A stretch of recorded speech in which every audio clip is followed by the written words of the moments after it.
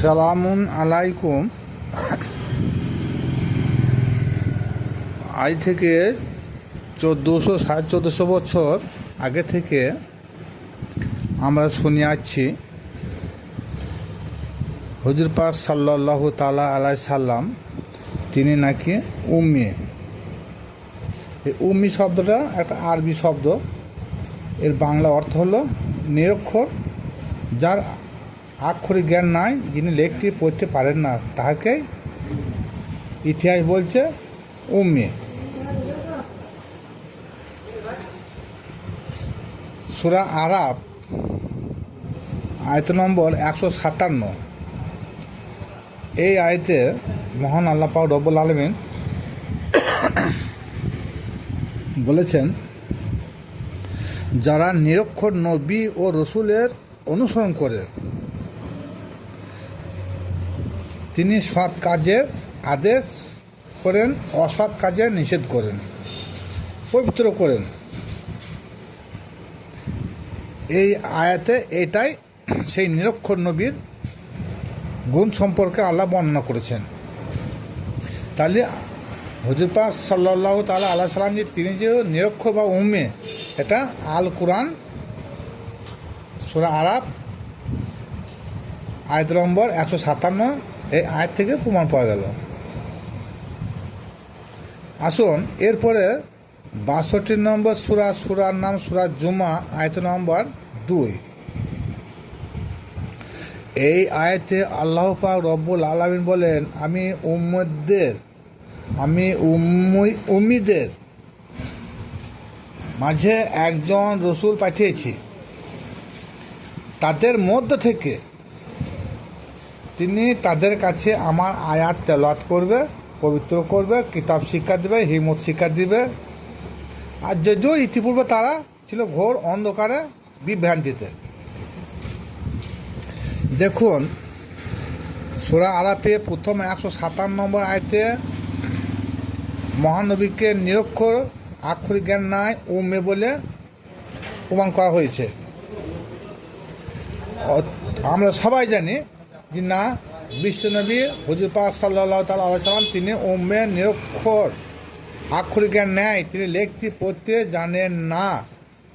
এটা আমরা সেই আজ থেকে 1400 থেকে 1450 বছর আগে থেকে শুনে আসছি বা এখনো শুনছি। এবং সূরা জুমাতে এই 2 নম্বর আয়াতে বলছে, নিরক্ষরদের মধ্যে হতে তিনাকে পাঠানো হয়েছে। তাহলে তিনাকে কোথায় পাঠানো হয়েছে? সমগ্র মক্কার জমিনে সবাই নাকি উম্মে ছিল, এটা কোরআন প্রমাণ দিচ্ছে। অথচ সেই রসুল, সেই উম্মে রসুল নবী, তিনাদেরকে কোরআন তেলাওয়াত শিখিয়েছে, কিতাব শিক্ষা দিয়েছে, হিকমত শিক্ষা দিয়েছে। তাহলে যে শিক্ষা ব্যাপারটা, যে নিরক্ষর হবে, যার আক্ষরিক জ্ঞান থাকবে না, সে কীভাবে এই শিক্ষা দিতে পারে? যাই হোক, আর বিস্তারিত আলোচনা করছি, এগুলো চিন্তার বিষয়। পাশাপাশি 2টি আয়াত তুলে ধরা হয়েছে, এক সূরা আরাফ, 2 নম্বর সূরা জুমা।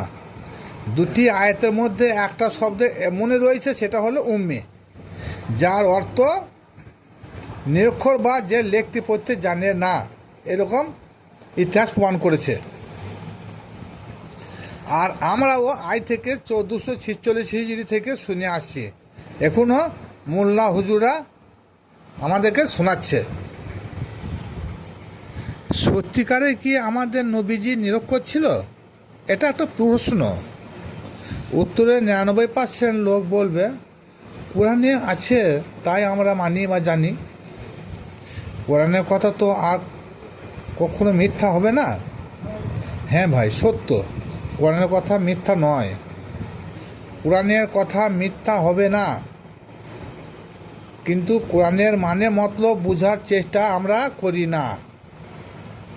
যেমন সূরা আরাফে 157 নম্বর আয়াতে বলা আছে, তোমরা যে নবী ও রসুলকে অনুসরণ করো তিনি হলেন নিরক্ষর, এই আয়াতের পরিপ্রেক্ষিতে আমরা সবাই জেনে গেছি যে আমাদের নবীজি তিনি নিরক্ষর, আক্ষরিক জ্ঞান নাই, তিনি লিখতেও জানেন না, পড়তেও জানেন না। অতএব এই নিরক্ষর নবীকে আল্লাহ পাক রব্বুল আলামিন পাঠালেন মক্কা নগরের সমগ্র মানব জাতির জন্যে। পরবর্তী আয়াত সূরা জুমা আয়াত নম্বর 2, এই আয়াতে আল্লাহ বলেন, আমি উম্মিদের মাঝে একজন রসুল পাঠিয়েছি। তাদের মধ্যে থেকে এই আয়াত থেকে প্রমাণ হয় যে সমগ্র মক্কার মানব জাতি উম্মি বা নিরক্ষর ছিল। অথচ ইতিহাস প্রমাণ দিচ্ছে আবু জেহেল, যার উপনাম আবুল হাকাম, আবুল আহাব, আবু তালেব এবং যারা ইহুদি খ্রিস্টান ছিল, তারা সবাই লিখতে পড়তে জানতো। কিন্তু কোরআন প্রমাণ দিচ্ছে নবীকে যাদের নিকট পাঠানো হয়েছে তারা নাকি সবাই উম্মি। কোরআনের দুটি আয়াতে দু রকম কথা বলা হয়েছে। এক, হুজুর পাক সাল্লাল্লাহু তাআলা আলাইহি সাল্লাম তিনি ছিলেন নিরক্ষর, লিখতে ও পড়তে জানতেন না। দ্বিতীয় আয়াতে বলা হয়েছে যে জাতির মধ্যে তিনাকে পাঠানো হয়েছে তারাও নাকি ছিল নিরক্ষর বা উম্মি। আবার কোরআন প্রমাণ দিচ্ছে তখনকার যুগে ইহুদি খ্রিস্টানদের মধ্যে বড় বড় পণ্ডিত খ্রিস্টান পাদ্রী ছিল। তারা তৌরাত ও ইনজিল কিতাব পড়তে পারত ও লিখতেও পারত। তাহলে আল্লাহ কেন এদেরকে উম্মি বললেন? আল্লাহ ঠিকই বলেছেন, কিন্তু উম্মি বলতে যাহা বোঝানো হয়েছে তাহা নয়। তাই যদি হলো তাহলে আবু বকর, উসমান এরা মা আয়েশার নেতৃত্বে কিভাবে কোরআনকে সংকলন করলেন? এটা মানব জাতির নিকট আমার প্রশ্ন থাকলো। তাহলে সংকলন করতে হলে কোরআনকে কিতাব আকারে বাইন্ডিং করতে হলে লিখতে হতো, পড়তে হতো।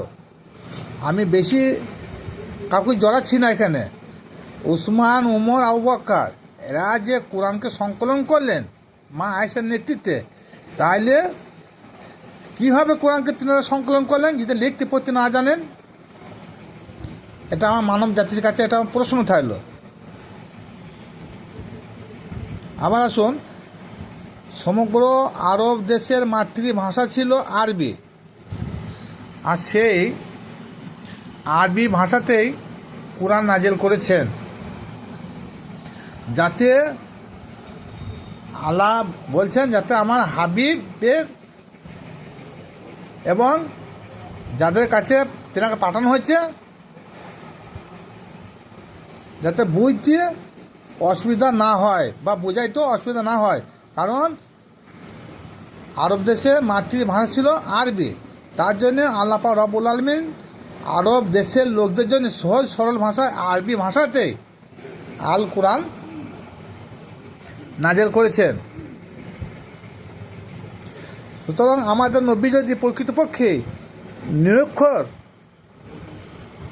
হলেন, তাহলে সমগ্র আরব দেশের লোক সবাই নিরক্ষর, তারা কোরআন প্রমাণ দিচ্ছে সূরা জুমা 2 নম্বর আয়াত।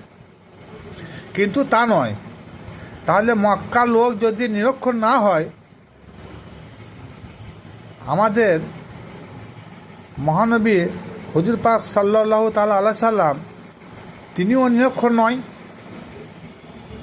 হকিকত দিক থেকে উম্মি শব্দের অর্থ মহাজ্ঞানী। মহান আল্লাহ পাক রব্বুল আলামিন এই নামটা বড় ভালোবেসে আদর করে তিনার নাম দিয়েছেন উম্মি। যেমন আমাদের বর্তমান সমাজে কোনো মা তার ছেলে এবং মেয়ের নাম রাখে, বেশিরভাগ মেয়েদের ক্ষেত্রে হয় আর ছেলেদের ক্ষেত্রেও হয়। একাধিক 4-5টা সন্তান হওয়ার পর দেখা যাচ্ছে সব সন্তানগুনা কালো হয়েছে, আর শেষের সন্তানটা হয়েছে খুবই কালো, খুবই ফর্সা। কিন্তু মা বড় আদর করে ভালোবেসে সোহাগ করে নাম রাখলেন কি না, এর নাম রাখবো কালো নিয়ে, মেয়ে ছেলে হইলে। আর যদি বেটা ছেলে যে জন্যে এটা হয়েছে কালো, কিন্তু কালো নিয়ে ওহাকে বলা হয় যে একেবারে কালো বিদকুটি। আর কালো একই ব্যাপার। কালো বলতে গেলে আমরা খুবই ঘুটঘুটি অন্ধকার কালো, নান্দার কালির মতো যাকে বোঝানো যায় তাকে কালো বলা হয়। কিন্তু মা জন্ম দিল খুব ফর্সা ছেলে, খুব নুরানি চেহারা ছেলে, কিন্তু নাম হলো কালো বা কালোনি। এরা কি প্রকৃতপক্ষে সত্যিকারে কালো বা কালোনি? না। তদ্রূপ হুজুর পাক সাল্লাল্লাহু তাআলা আলাইহি সাল্লাম তিনাকে নূর নবী বলে আখ্যিত করেছেন, নূরে মুজাসসাম বলে আখ্যিত করেছেন। আল্লাহ বলেন, আমি একটা নূর, আমার নূর হতে আর একটা নূরকে আমি প্রজ্বলিত করেছি, আল্লাহ নুরুন, আর নুরুন আল্লাহ নূর। সেই নূর তিনি কি উম্মি বা নিরক্ষর বলা যায় না। তদ্রূপ আমরা যেমন আমাদের সন্তানের নাম রাখি কালো বা কালোনি, তারা কখনো কালো নয়, তারা কিন্তু প্রকৃতপক্ষে ফর্সা বা ধল্ল ধপধপি। তদ্রূপ আল্লাহ পাক রব্বুল আলামিন আদর করে তেনা হাবিবের নাম রেখেছেন উম্মি। আর সে উম্মিকে সেই উম্মিদের মধ্যেই পাঠানো হয়েছে। আর নবীকে যারা তৎকালীন যুগে যারা চিনতে বা জানতে পারে না, তারা এক সম্পর্কে, তারাও কিন্তু এক সম্পর্কে উম্মি বা নিরক্ষর। কারণ আমাদের প্রচলিত ভাষায় নিরক্ষর মানে বোকা, যা জ্ঞান বুদ্ধি কিচ্ছু নাই, আক্ষরিক জ্ঞান কিছু নাই। আমাদের চলতে ভাষায় কি বলে, এগুলো একটা মূর্খ নিরক্ষর, হ্যাঁ, আক্ষরিক জ্ঞান নাই।